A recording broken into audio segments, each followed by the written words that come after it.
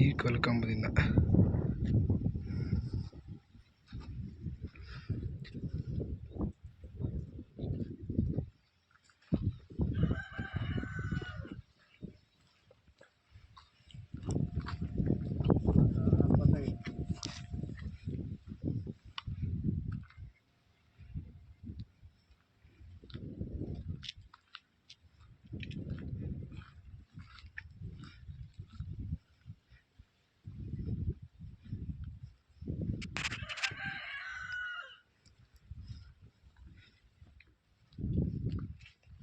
ರೋಡ್ಗೆ 2 ಸೈಡ್ ಬರುತ್ತೆ.